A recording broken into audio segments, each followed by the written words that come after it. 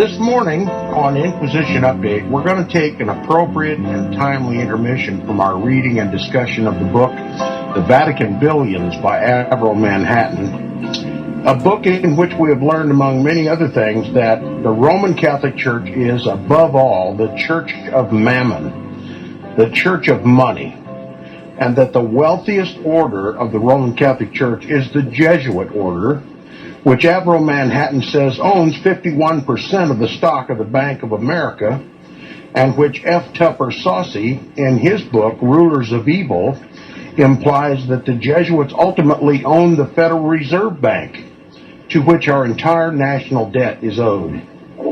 This morning, my guest is Ken Bearchief of Tamaki Law, the Native American-run law firm who recently won a $166.1 million lawsuit against the Northwest Jesuit province for the sexual abuse of Native American children in Jesuit-run boarding schools and missions. By way of introduction, I'm going to read a few excerpts from a newspaper article dealing with the settlement of the case. The argument states in part, in a settlement that's being called historic, an order of the Roman Catholic priests, the Jesuit order, has agreed to pay $166.1 million to roughly 450 Native Americans who were sexually abused by priests. In the settlement, the Oregon province of the Society of Jesus, the Jesuit order, also agreed to issue written apologies to each victim and produce documentation that the religious order was aware of the abuse. According to the lawsuit, victims suffered sexual abuse at boarding schools run by the religious order in Washington, Idaho, and Montana over a period spanning the 1950s through the 1970s. The Society of Jesus, the Jesuit order, operated St. Mary's Mission and School for more than 60 years. Although the society filed bankruptcy, the richest of the rich Roman Catholic orders, the Society of Jesus, the Jesuit order, filed bankruptcy after being hit with the lawsuits. It will sell off assets to pay only $48.1 million toward the settlement, while, get this, its insurer will pay the remaining $118 million. Here to talk about this case is my special guest, Ken Bearchief of Tamaki Law. Good morning, Ken, and God bless you for coming this morning, and please inform my listeners about these Jesuit atrocities. Yes, good morning, Tom. You know, I've been in this for a little over 3 years. The abuses that occurred at the Indian missions run by the Jesuits are, you know, you can't even fathom how long this went on and how many victims there were. You know, there were 300 that came forward in a short period of time. What happened was we filed a lawsuit against the Jesuits in October 2009, and they filed for bankruptcy protection in February 2010, 4 months after we filed the lawsuit against them. They tried everything they could do to get a dismissal of our lawsuit. They couldn't do that. They didn't want to face our plaintiffs in open court. They filed bankruptcy protection. And then from that point on, we were kind of just like going about doing our business. doing a little advertising here and there. And then in August, the Judge Ferris, who was hearing this case in the Federal Bankruptcy Court in Portland, Oregon, because that's where the Jesuits are headquartered, said that we had a cutoff date of November 30th to get out there and inform the public, Native American communities, about this deadline of November 30th. So we had just this 3-month period to get out there and really start communicating. And it was an education process, because the victims of childhood sexual abuse, some may remember that they were victims of abuse. Others have tried desperately to block this out, never remember it, to not think about it, to train themselves. Anytime that anything comes up like that, they turn away. They don't want to hear it. They don't want to see it. And what we had to educate them about was, if you were a victim of childhood sexual abuse and you suffer from depression, anxiety, panic attacks, night terrors, nightmares, alcoholism, drug abuse, all of these things that are trauma traits of sexual abuse victims. If you suffer from these and you're a victim of childhood sexual abuse, you're entitled to damages, and you need to call us. And so by getting out there, and just myself in Native American, I was able to integrate into all of the tribal communities in Washington, Idaho, and Montana, and really get in there on the grassroots among those people and talk to them, let them know what I'm doing and what this is about, and then leave my cards or a flyer or whatever needed to be done. And I would start getting calls. I'd go back, and I can tell you about one incident. It was on the Colville Reservation. I was there in Omak. I had a list of about 18 people that had called. I went back to the reservation. I live on the Yakima Reservation in Yakima, Washington. And I went over to the Colville Reservation, and for a 3-day period, I was there, was interviewing victims of abuse. And this was the first time that I had a list like this of 18. And only 14 showed up. There were 4 that kind of held back. And that was pretty normal. At first time out, people think that they can just go out and talk about it and tell what happened, but it doesn't work that way. This is a very personal experience, very traumatic. The majority have never told anyone before, and so they'll drop back and hold out for a while they build up their courage to do this. So I was interviewing these 14 people, one after the other. And then I had one in Bridgeport, Washington, as I was flying home. And so I stopped there, and I saw this woman, very small, slight woman, in her mid-40s, who had been abused in the early 1970s. We started talking, kind of introducing ourselves to one another. This is the Indian way. We talk about little things as we come to know who we are and where you're from, all of that. And then we started talking, and I just said, well, just tell me what happened. And she started talking, and I could just see and feel the pain that this woman went through, being digitally penetrated by Father Morris, who was the head of the St. Mary's Indian Mission School in Omak, Washington, for a period of 1.5 years, to the point of actual rape. And it was so visceral, what she was telling me about and what she was re-experiencing and going through at that moment. It was heartbreaking. And I remember after I left, I had my daughter with me on that trip. And I got in the car. I drove about a block and a half. I pulled over, and I just broke down and cried. Yeah. You know, it was just... Listen, Ken, I can understand the emotional component of this thing. What I describe this as a global pedophile priest pandemic around the world. This isn't unique to the Northwest Jesuit province.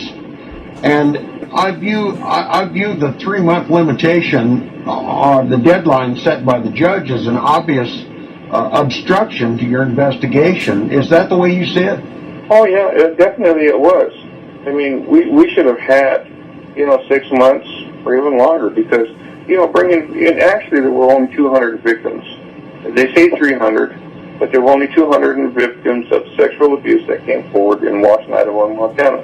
The other 50 were physical abuse victims that that was psychosexual abuse without actual, I guess, the normal acts of sexual abuse. These were psychosexual that came through, and so they're not really counted as full-out sexual abuse claims. Anyway, yes, it was. I mean, we already know that there's a period called future claims that will come after this is settled in August or September. Funds are distributed from the settlement. There are people that never came forward, and they're called future claimants. And we know that there are so many of them out there that are going to be coming forward after this period. But what has happened is that the Jesuits and the court, out of this $166.1 million, is only going to put about $6.8 million aside for these future claimants. And I don't see that as being nearly enough, No, obviously not. And what's striking to me, Ken, is that Ireland just finished a decade-long investigation into priest pedophilia in Ireland, and that was the product of a decade of research. And it's appalling to me that the court would set a restriction on the length of time you had to gather information, and clearly an act of obstruction. And that's what the Jesuit order pushed for. We tried to go around that, try to get them to extend that out, and the influences on Judge Paris were that we need to do this now. This is, we want the bankruptcy. The Jesuits in bankruptcy were really pushing for that, saying that they wanted to resolve this, and blah, blah, blah. I don't know why Judge Paris made the decision to go along with that, but that's what she did.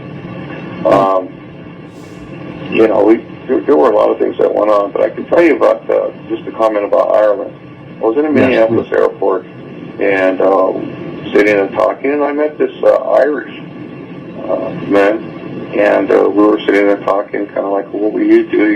Just passing time because we had so many hours to wait there. We started talking. I started telling him about the Jesuit abuse case, and he was just very interested. And then he told me, this is a comment that he made to me. He said, when he was a kid, this guy's about 60 years old. He said, when I was a kid in Ireland, he said, we didn't talk about this. We never let it. He said, but I can tell you this. He said, I look back on it now. And he said, if you weren't boogered by a priest in Ireland, he said, there was something wrong with you. He said, that's how bad it was. It's almost the same thing that happened at Indian missions.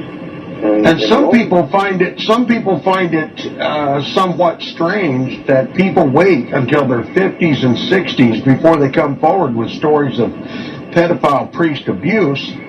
But it's not strange at all, given the fact that there's so much stigma attached to sodomy and so much stigma attached to sexual abuse in general, that people have to live with these realities in secret all their lives, usually suffering a drug and alcohol abuse as a way to cope, and then only then in the later years of their life find the courage to come forward and tell their stories. Is this what you find in your investigations? This is true. It's absolutely true across the board. The majority of the people that They finally came forward and asked to be contacted, and I went and visited with them. This was the first time, and when I talked to them, it was the first time they had ever told anyone. And I can tell you this, we have one woman who was a client of ours. She's 87 years old, abused in the 1930s by a priest. And she talked to me about witnessing some of her schoolgirl mates that were at St. Mary's Mission, and what was going on and happening to them. And then it eventually happened to her. And when she told her parents, her mother, so ingrained, so indoctrinated into the Catholic faith, called her daughter a liar, wouldn't speak with her. Their relationship after that was strained because she held to saying, this is what happened to me. I don't want to go back. Eventually, her father told her, you don't have to. You don't have to go back. Not saying he believed her, but he just told her she didn't have to go. And so, you know, there's so many stories like this that people did with these children, did try to tell someone, did try to go and get help. And they were either disbelieved, or even when they were believed, they were told, don't ever say anything, don't ever talk about this. And they would be sent back. And I was asked one time, even these grandparents that had been to this mission, to Womack at St. Mary's, would send their children back, even though they were victims of abuse. But I can look at that, you know, the majority of these people were victimized one at a time, unless there were others that were there at the same time. But they always believe they're the only one. It only happened to me. You know, they don't think that this is going on with the others. In the research that I've done on the subject, I find that to be a common thing, that people who are victims of priest pedophilia stay quiet because they believe that they're the only ones that have suffered this abuse. And this is why I brought you on the program this morning, to show us that just in the Northwest Jesuit province, Oregon, Montana, and Washington, and I believe even Alaska, there were 450 cases.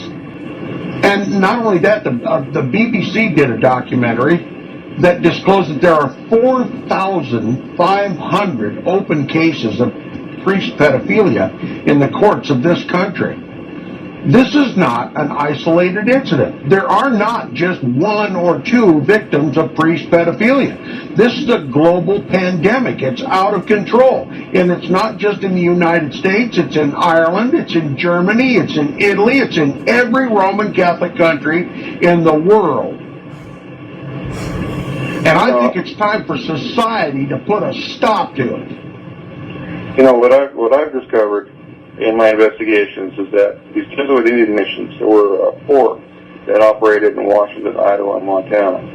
There was St. Mary's Mission in Colville Reservation. There was Sacred Heart in Idaho at DeSmet. There was St. Ignatius Mission that was located at St. Ignatius, Montana. And there was St. Paul's Mission that was in Hayes, Montana on the Brobot Indian Reservation. These 4 Indian missions, in my research going back to the 1940s, these pedophile priests, they were shifted around to each one of these mission schools and back again.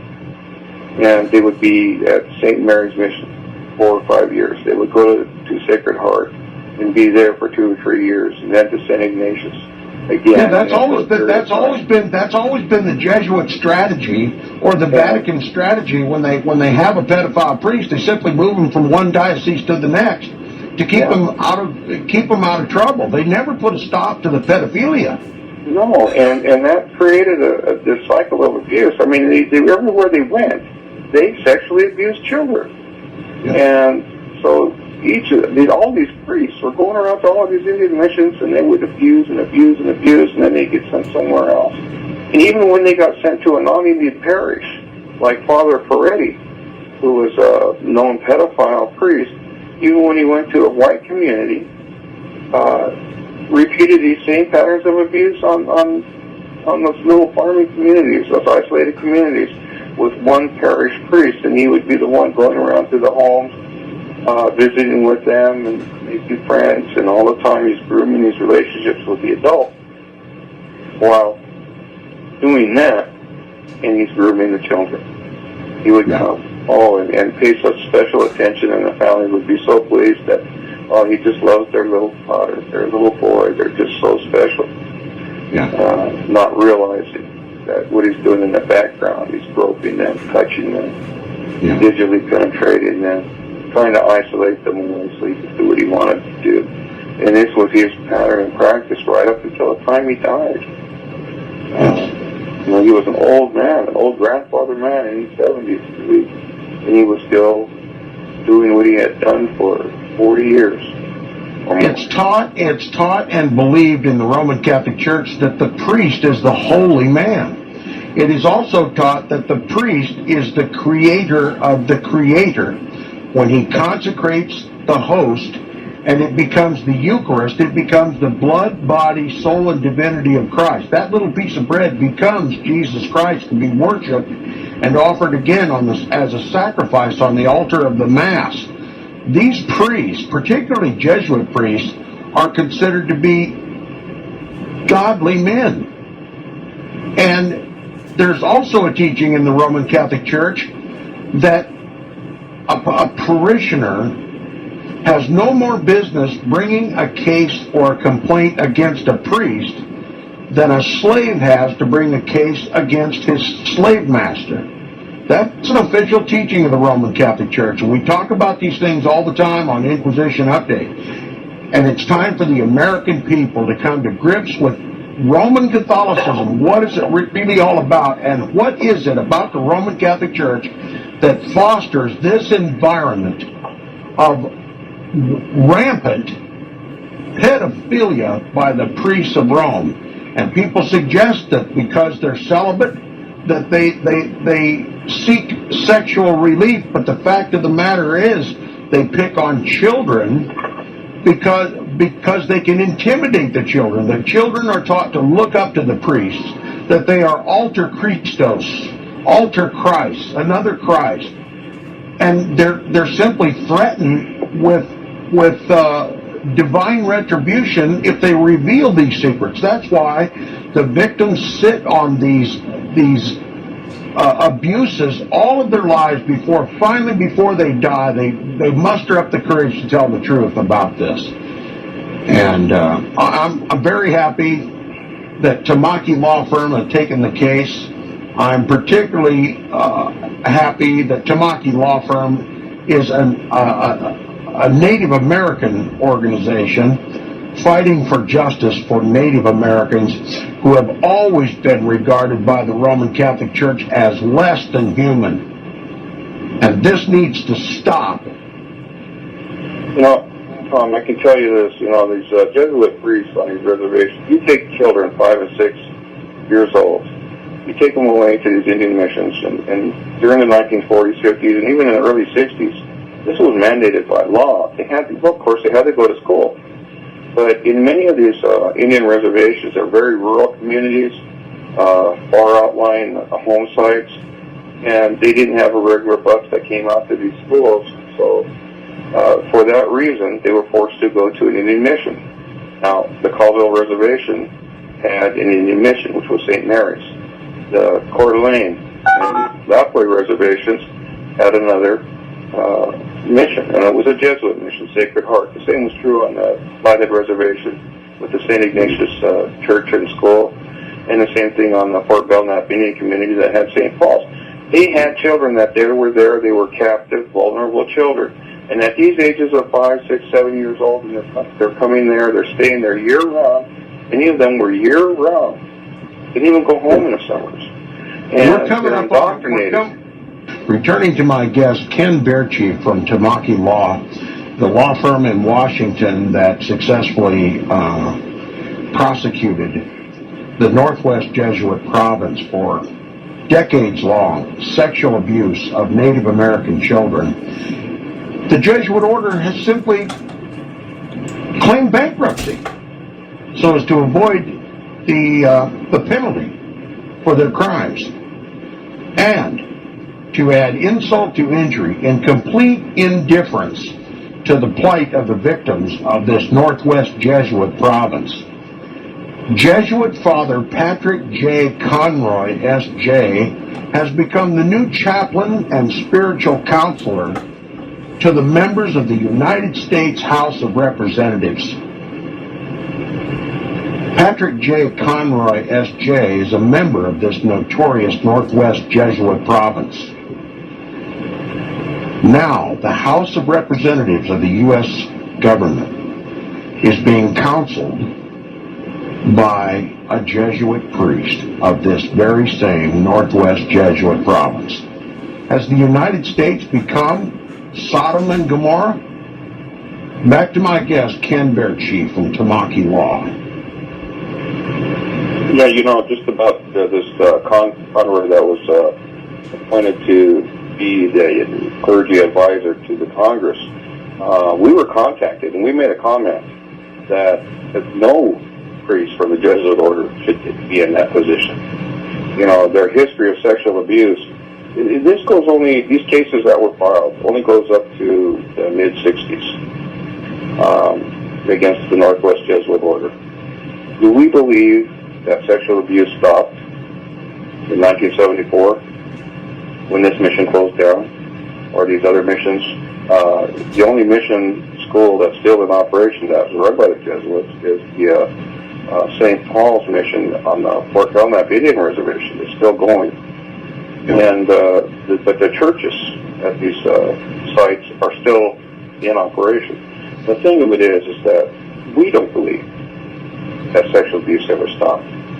The other shoe is going to fall. As these children of abuse in the 1980s, 1990s, and 2000s, as they grow and mature and get to a point in life where they are going to cognitively begin to deal with what happened to them, and are going to be trying to come forward there.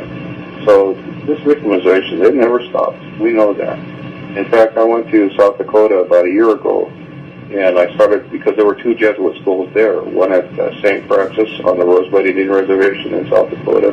The other was on the Pine Ridge Reservation, and that was Holy Rosary. What we got down there and found out was that these things had been coming out for the past 5 or 6 years, and there were a limited success in networking among the Indian people to bring out the claimants. So I went down there, and I spent 3 weeks. And during that time, I came home with 46 new claimants that we represent in South Dakota now, not only against the Jesuits, but against the diocese who own some of these mission schools down there, right, as well as the Oblate Society. And it's the same history, exactly identical, same history to what happened here in the Northwest, the same sexual abuses of children, the same violence, physical violence, torture of young children.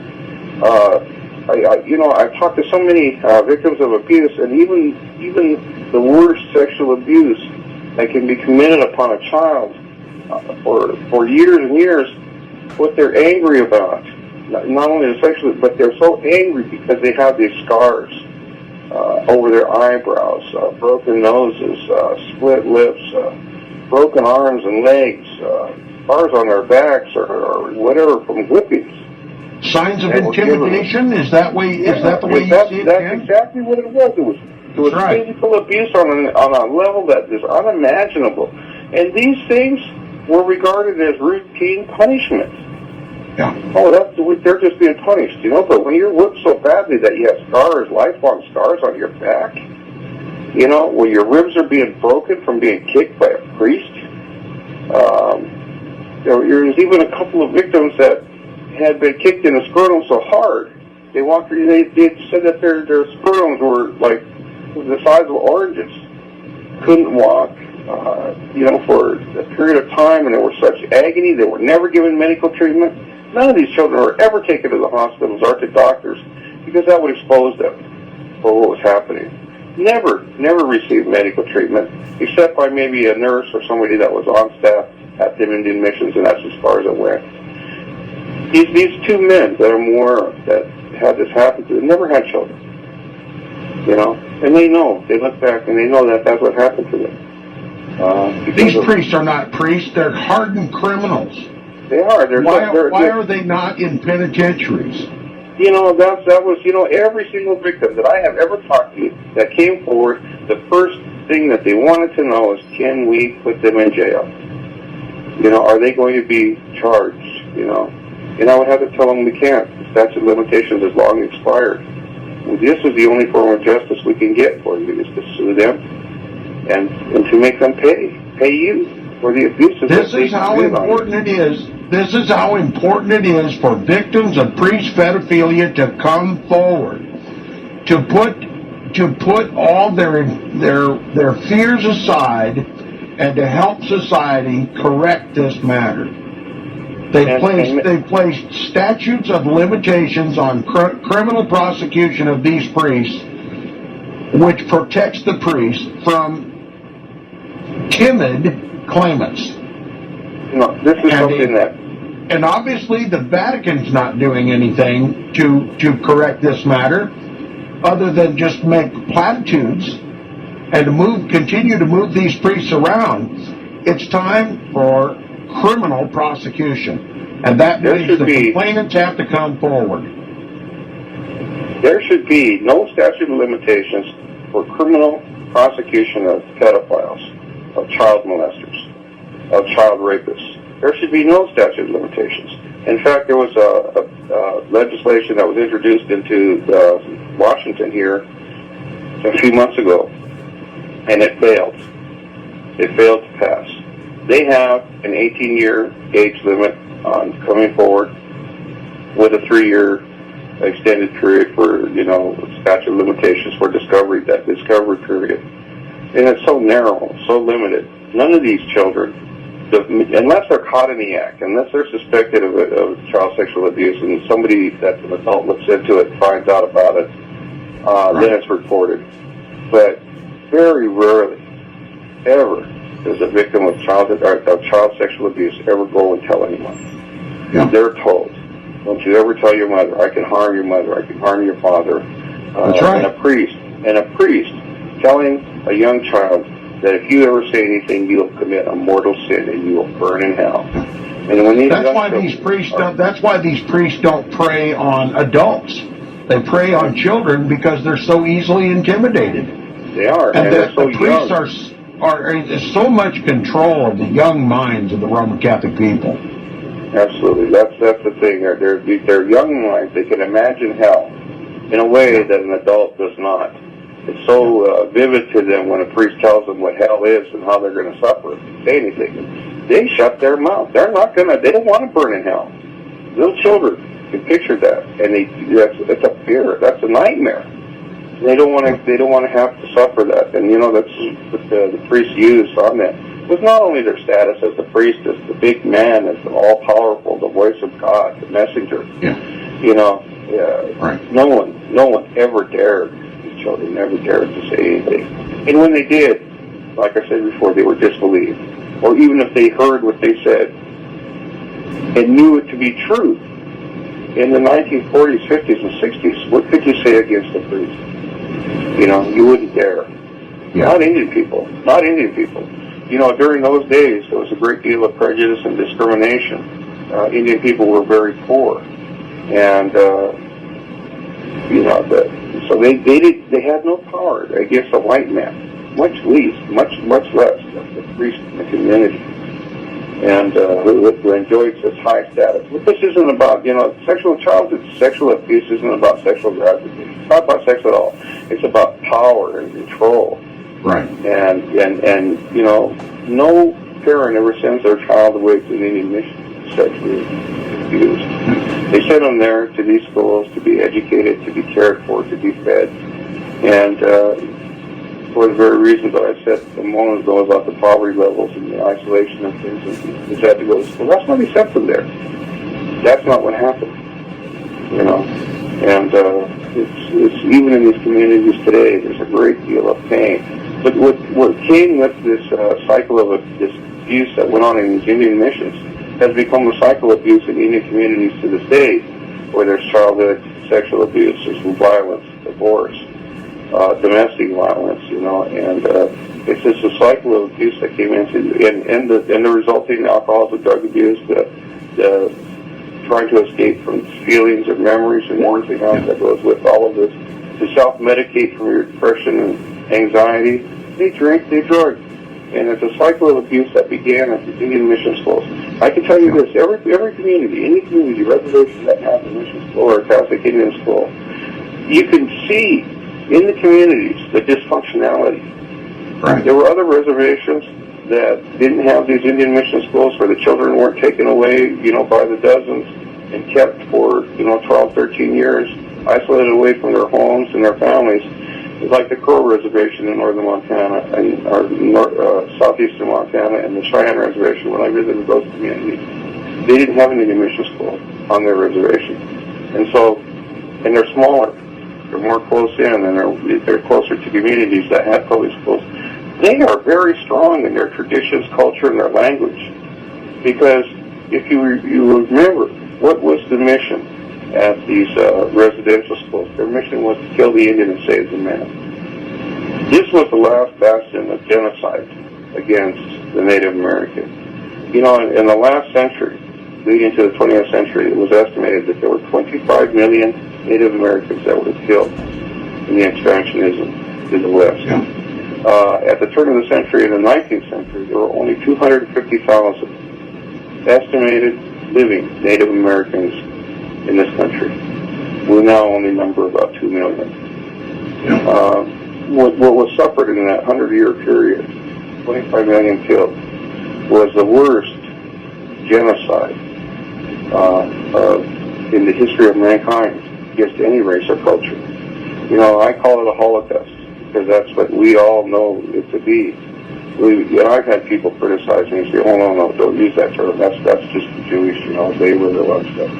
I describe it as a Native American Holocaust. And I'm convinced that if your investigation continues in the Jesuit provinces adjoining the northern tier of states in this country and Canada, you are going to uncover a Holocaust, a sexual Holocaust of Native American people. And I hope God strengthens your efforts and blesses your work, and you can bring this to Inquisition Update and eventually get some mainstream media coverage of this ongoing Holocaust with no end in sight. You mentioned a little while ago about the power of the Catholic Church and the Jesuits being that military arm of the Vatican. Right. You go to Rome and you've got the Vatican here. Just a couple of blocks away is the General Curia, which is the Jesuit headquarters in Rome. And they called, of course, the Pope is the white Pope, and then there's the black Pope, who was the Father General of the Jesuits. Yeah. And these are the richest orders in the world. They control so much wealth. They control countries. Here, in my investigations, I talked to you once about going to South Dakota, and I started investigating down there. That was in January of last year, 2010. While I was there, I put up some flowers, I put up some flyers, I put up some ads, I started networking in the Indian communities and traveling around to the reservations there. And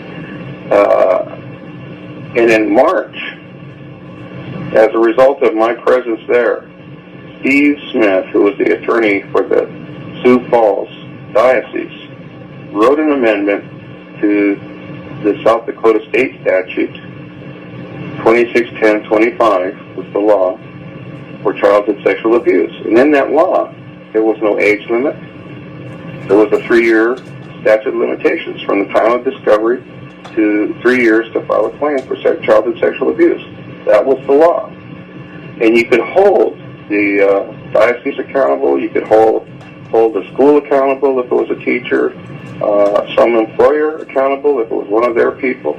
There was no limits on that. He amended the statute to say that 40 years, age 40 was the cutoff date for coming forward. No monetary damages, and you could only hold the perpetrator of abuse accountable and no one else. No other state has that limitation. And this was just a step back in time. And this was South Dakota? This was South Dakota? And this law that was presented in March, it was presented on March 4th to the legislature. It passed on March 8th. It then went to the governor for his signature, and he signed it into law on March 29th. It was a 3-week period. It was just rushed right through. I called it the Midnight Express of going through the legislature to the Senate to the governor of South Dakota was Mike Rounds, and he signed it into law. It became effective July 1st, 2010. Now, the amazing thing about this, the truly harmful, I mean, not only the law, the cutoff period, with that law, that 40 years of age virtually cuts off all of the victims of childhood sexual abuse that went to the Indian Mission schools in South Dakota because they're all over 40 years of age, the majority of them. And so this law just eliminated the victims' rights to justice in South Dakota. That Steve Smith is the attorney for the diocese who did that, along with Senators Garnos and 2 congressmen, Junke and Dedrick, all Catholics. Yep. You know, that came forward and put this through and pushed it through the That's House. the error. That is the error of having Roman. That is the error of having Roman Catholics in government. In England, in Protestant England, Catholics were forbidden to hold public office for these very reasons.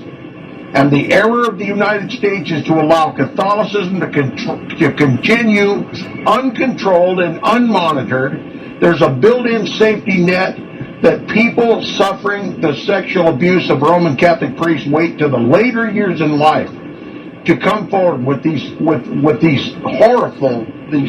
horrific stories of priest pedophilia. And the legislation of, did you say North Dakota or South Dakota? South Dakota. South Dakota is passing legislation to limit the liability of Roman Catholic priests and priest pedophilia. It's a crime, and we all know that the wheels of government turn extremely slowly, except when they're protecting the rights of these Roman Catholic priests and they're taking away the rights of the American people. Roman Catholicism controls the government, controls the courts, and we've got to put a stop to it, and the only way we can put a stop to it is to take this filthy, disgusting story out from under the covers and give it the shining light of the sun of exposure and put this in the public discourse. The American people cannot continue to be so pious as to allow this atrocity to continue in this country. God is a righteous God, and He will hold us to account for how we handle or don't handle this pedophile priest pandemic, not only in this country, but the rest of the world. It's an outrage, and God is not going to continue to postpone His judgment. You know, I might tell you something. You know, in my investigations into the Jesuit order and uncovering these priests who were guilty of committing sexual abuse on children, what I discovered is that in the late 1950s, that Cardinal Spellman, this is the cardinal that officiated at JFK's funeral, the most powerful clergy at that time in the United States. That's right, the American Pope he was called. Yes, that's what he was. And he went to St. Ignatius Mission in St. Ignatius, Montana, and he abused children, sexually abused children. This is now becoming, you know, I reported this, I've talked with networking in with other priests, other lawyers in California and in South Dakota, and we're discovering that wherever he went, he committed these abuses on children. And these were all long known about, but no one ever publishes anything about Cardinal Spellman. Right. Not the officiator of JFK's funeral, the most powerful cardinal in the United States in his era. You know, a pedophile? Yes. That's exactly what he was. All right, this little boy, he passed away. He was a grown man in his early 60s, but mid 60s. But he passed away. But he gave us his account Cardinal Spellman. And he was a little altar boy that was always around the Jesuit residence. They kept him around, this little guy. He could speak Latin like a Roman. He understood it, he could speak it, and they would call him, and they would tell him things in Latin. He would do it. I mean, he was like a little sponge, and he just absorbed this, but he also was a witness to sexual abuse and physical violence on the Indian kids that were there. He was, even though he was favored by these priests, he was terrified of them. And then, by the time he reached the age of 8, they were sexually abusing him, sodomizing him. But when Cardinal Spellman was there, he was there in the Jesuit residence. He was there when Mother Finbar, who was the nun, the Mother Superior there at St. Ignatius, came and told Cardinal Spellman, any boy or girl of your choosing, I'll bring him to you. You know, they all knew what was going on. They were all part of it. The police department knew about it too. Yeah, there were, not only the Jesuit priests who were abusing these children, but the nuns too. At St. Ignatius, Montana, at St. Labray, at these Indian missions in South Dakota, at St. Mary's in Omak, wherever they had these Jesuit priests, then they had a nun order there. These women were so capable of not only physical violence on young children, but of sexual abuse themselves. There's no limit to what went on at these residential schools. Yeah. It was like it was open house for pedophilia. It was just, and these children will talk about, these are grown people now, but when they were children, they talk about what they witnessed and what they saw. And someone would come in, like this woman named Sister Catherine, who was Native American that went to St. Ignatius. And she was a good woman. She cared and loved these children. And they started going to her for comfort. And maybe these priests thought these kids are going to start telling them what's going on. They got rid of her. The same thing with a decent priest who would be sent into the community at these residential schools. If he was a good man, if he was not a pedophile, they didn't want him there. They only wanted people there that would either go along with what was being done, or they were part of it. Yeah. And that was the atmosphere of these Indian mission schools. The predatory level was across the board. It was unbelievable. These were pedophile paradises, and captive young Indian children with nowhere to go. Many of them were there year round. I can tell you about this one woman who came to me and told me that at the age of 8, when Father Moore started sexually abusing her, until the age of 13 when she left the mission. Lifelong, no self-worth, no self-esteem, depression, anxiety, sexual dysfunction, relationship issues. Even though she was married twice and had children, it just on dysfunctional level. Beyond belief. It was only until she was in her 40s that she was able to go back to school and finally start re-educating herself.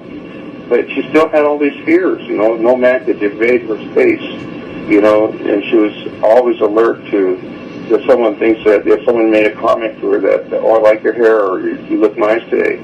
Just recoil in fear because, this is anything involving a man, would be just so intimidating to her. She didn't want to be noticed. She didn't want to be admired or even thought of in a nice way because that would trigger sexual abuse. Yeah. And, it messed up so many people for decades of their life. And here they are. Ken, we're coming up on... Ken, we're coming up on the end of the broadcast. I'd like to make a comment or two. Yes, please. The Bible tells us what the cause of this is. The Roman Catholic Church is not only the church of mammon, it is the church of idolatry. They have an unnatural affection for idols, and therefore God sends them a divine recompense, an unnatural affection for like sex.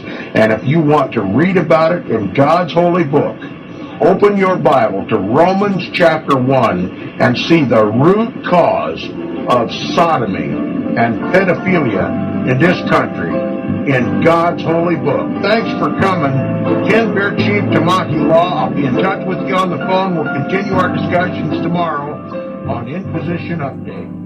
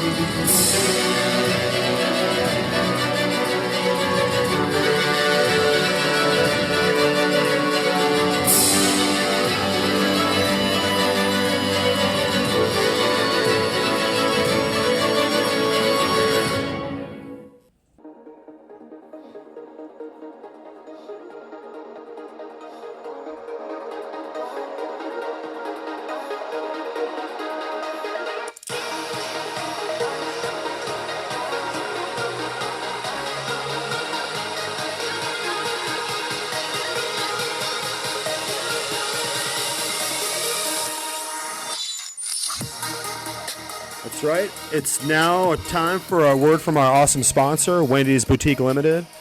Wendy'sLimited.com. And Wendy'sLimited.com is offering the hottest new designer trends and brand name couture fashion styles. So you have to hear about Wendy's Boutique.